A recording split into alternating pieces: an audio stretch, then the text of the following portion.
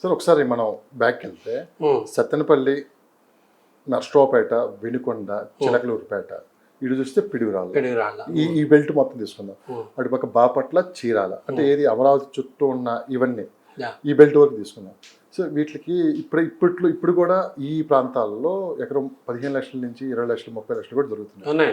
అంటే నేను అనేది ఏంటంటే చాలా వరకు ఎన్ఆర్ఐలు కావచ్చు, ఎక్కువ డబ్బులు ఉన్న వాళ్ళు కావచ్చు, లేదు పొలాలు కొందాం ఎకరాల్లో కొనుక్కుందాం వాళ్ళకి ఈ బెల్ట్లో కనుక కొంటే ఇప్పుడు కొంటే ఒక 5 సంవత్సరాల తర్వాత ఎంత పెరిగే అవకాశం? సో మీరు చూసుకుంటే సో సిఆర్డిఏ రీజన్ పరంగా స్టార్టింగ్ ఒక 25 lakhs నుంచి స్టార్ట్ అయ్యి 3 crores అంటే లైక్ 25 to 50 lakhs ఆ రేంజ్లో కూడా ఇవాళకి పొలాలు అవైలబుల్ ఉన్నాయి మీరు కనుక కొనుక్కోవాలంటే విత్ ఇన్ సిఆర్డిఏ రీజన్, అంటే కృష్ణా గుంటూరు డిస్ట్రిక్ట్స్ పరంగా.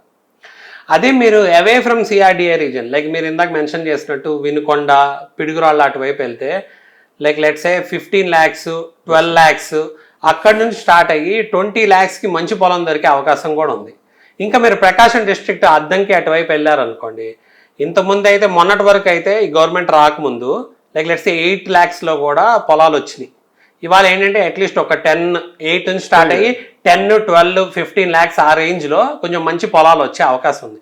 అయితే ఫైనాన్షియల్ ఇన్స్ట్రుమెంట్గా చూసేవాళ్ళు, అంటే మనం ఇన్వెస్ట్మెంట్ భూములో ఇన్వెస్ట్ చేయాలనుకున్న వాళ్ళు తెలంగాణ, అంటే మనకి హైదరాబాద్ ఒక మంచి ఎగ్జాంపుల్. హైదరాబాద్ చుట్టుపక్కల హైదరాబాద్ ఎలా గ్రో అయింది, ఒక 50 to 100 kilometers, అది దాటేసి ఇంకా ఎక్కువ 200 kilometers వరకు పొలాల రేట్లు ఇవాళ ఏంటంటే మనకి 30 lakhs లోపల 50 lakhs లోపల పొలాలు రావాలంటే ఎత్తుక్కునే పరిస్థితి ఉంది.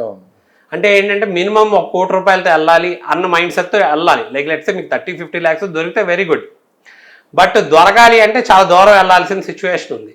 బట్ ఇంకా ఆంధ్రాలో అవైలబిలిటీ ఉందిగా.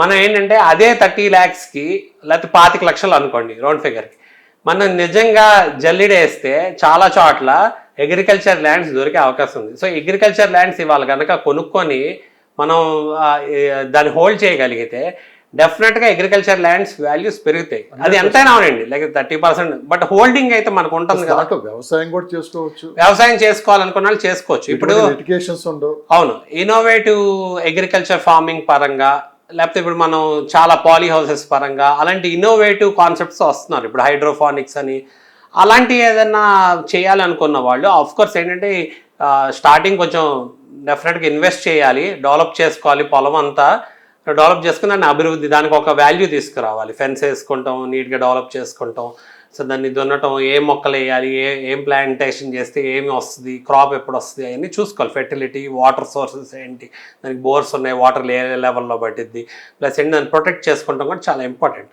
బట్ నిజంగా డబ్బులు తక్కువ ఉన్నాయి, నేను ఇన్వెస్ట్ చేయాలి అనుకున్న వాళ్ళకి, ల్యాండ్ బ్యాంక్లో ఇన్వెస్ట్ చేయాలి అనుకున్న వాళ్ళకి ఇవి కూడా ఆప్షన్స్ ఉన్నాయి. ఇర్రెస్పెక్టివ్ ఆఫ్ క్యాపిటల్ కదా ఇప్పుడు నేను చెప్పింది, ఇర్రెస్పెక్టివ్ ఆఫ్ క్యాపిటల్ మీరు ఇన్వెస్ట్ చేసుకోవచ్చు.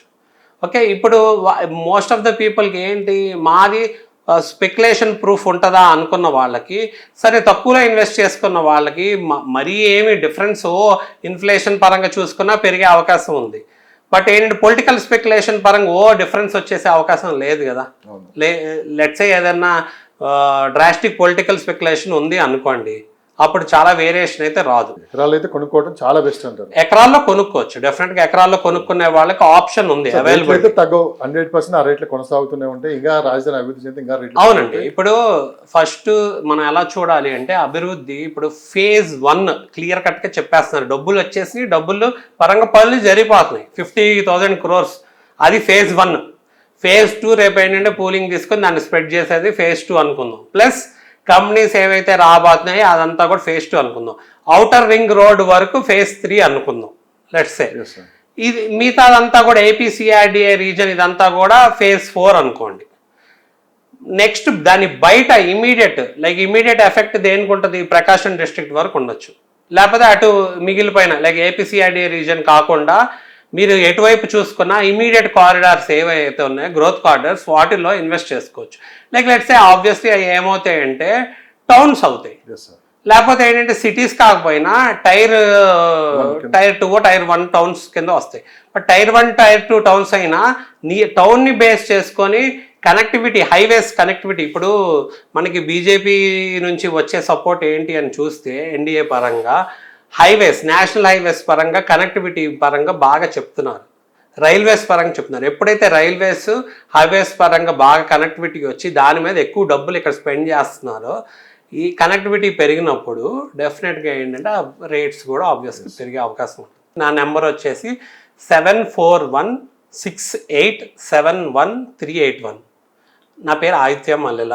వెబ్సైట్ సో మీరు డెఫినెట్గా మీకు ఏదైనా సర్వీస్ కావాలి, ఆ సర్వీస్ నేనైతే ఆఫర్ చేయడానికి నేను అప్రోప్రియేట్ పర్సన్ అనుకుంటే నాకు ఫస్ట్ వాట్సాప్లో మెసేజ్ పెట్టండి.